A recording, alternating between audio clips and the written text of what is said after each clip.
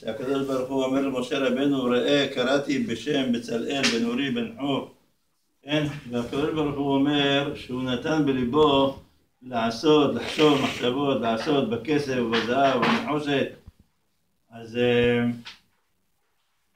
מספרים, רבי חיים ולוז'ין היה האדם הראשון בעולם הזה שפתח ישיבה ועשה פנימייה, והיה 3 ארוחות, והיה יכולים לישון בישיבה, אבל היה עושה מגביות, כל שנה הוא היה עושה מגביות.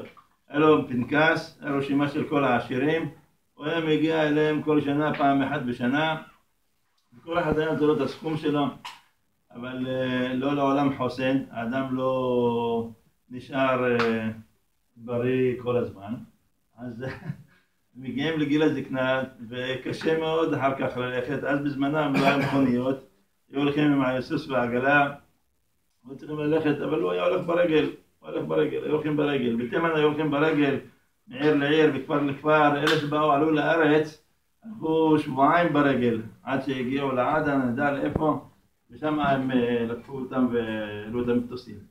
אז היו הולכים ברגל, אבל הוא הזדקן, לא יכל ללכת ברגל, אז הוא ביקש מאחד התלמידים שלו, שיחליף אותו בדבר הזה, נתן לו את כל הרשימות, הסביר לו, צריך לדבר עם כל גביר, עם כל עשיר, צריך לשמוע משהו אחר, כל גביר צריך לשמוע משהו אחר, כן? וכל אחד קרוב, מה קרוב לליבו של העשיר, ואז הוא פותח את הסינדוק, את המזוודה או את הכספת, אז הוא מוציא כמה שאפשר יותר. אז אותו תלמיד הלך ועשה סיבוב, כולם נתנו לו. הגיע לאיזה עשיר אחד, העשיר מסתכל מהחלון,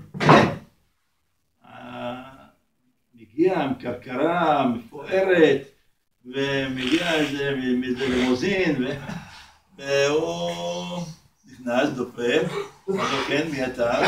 אני שליח של רבי חיים ולוז'ין, אתה רגיל לתת כל שנה סכום לרב. אומר לו, תגיד לרב שהשנה אני לא נותן כלום. אומר לו, מה יש? מה קרה? הוא אומר, אני לא משלם על הלימוזין, אני לא משלם על העגלה המפוארת.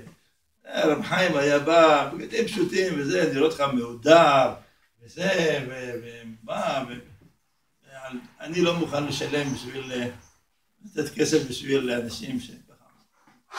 אז טוב, הוא חזר רבי חיים, הוא מגיע, מביא לו את כל הפירוט, והעשיר הזה היה אי אפשר לוותר עליו, כי הוא היה נותן סכום מאוד גדול. אז רבי חיים אמר, טוב, בשביל אחד אני אלך. הגיע אליו, אז הוא דבק בדלת, הוא פותח לו, אומר לו, רבי חיים, כסף אין. אומר לו, אני לא באתי לבקש מה כסף, כוס קפה, כוס תה, משהו אפשר, וזה עוגיה, זה בסקוויט. אומר לו, כן, זה בכבוד, זה אני אתן לך. אז הוא אומר, טוב, לפני שאני הולך, אני רוצה קצת דברי תורה, משהו להגיד, זה היה פרטת שבוע כי תיסע. אז הוא אומר לו, כתוב, ראה, קראתי בשם בצלאל, בן אורי, בן חור, נתתי בליבו לחשוב מחשבות, לעשות בזהב.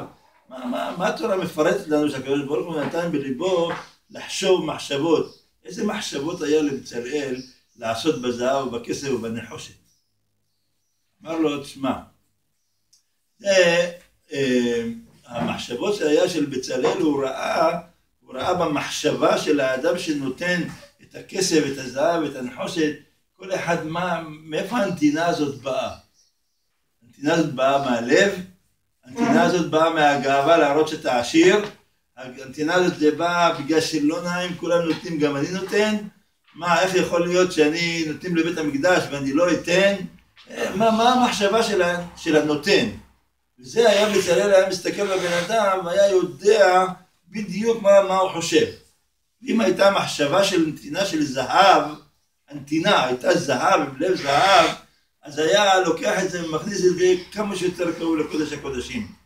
אבל אם הנתינה שלו הייתה כמה שפחות יותר, אז היה ליד העמודים שם, בחצר, ככה חצר שמקיפה, שם הוא היה שם את כל הנתינות האלה שהיה הכי פחות במחשבה, בנתינה הכי פחותה. אומר לו אותו דבר אתה, אם אתה חושב שאתה נותן בשביל הלימוזין, של הסוס והעגלה, אז באמת זה ילך לסוס ולעגלה. אבל אם אתה, המחשבה שלך לתת לאברכים לאכול ולשתות, ובכוח זה בשבוע יעסקו בתורה, ויהיה לך שותפות של יששכר וזבולון, אז הכסף שלך ילך, זה תלוי במחשבה שלך. זה מה שאנחנו אומרים אצל האבלים בדרך כלל בפרשת זבחים, מסכת זבחים.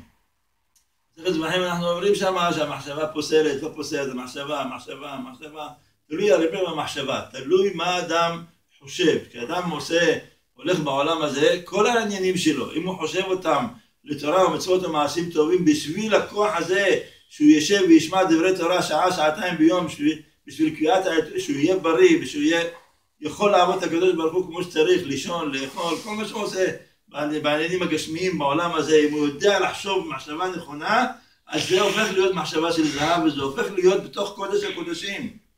אבל אם אדם חושב שכל העולם הזה, בא לי עכשיו איזה גלידה, איזה סטייק, תן לי קראת אדם, צריך לנוח כמה דקות, וזה, לענות קצת, לענות את הגוף. אז אם זה הולך לענות את הגוף, הלל היה אומר, הוא אומר, לאן אתה הולך? הוא אומר, אני הולך לעשות חסד עם מה? לא שומע. עם עצמו, עם הגוף הזה, כן, לעשות את החסד, לאכול, לשתות, לבהמה, קצת לתת אוכל, קצת שתייה, קצת זה.